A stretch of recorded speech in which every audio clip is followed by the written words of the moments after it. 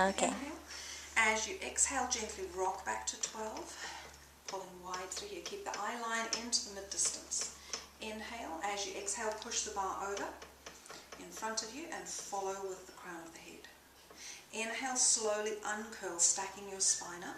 Bring the arms through as you hinge forward onto the front of your sitting bones and lengthen up through your back without popping those ribs, really opening out through that lat.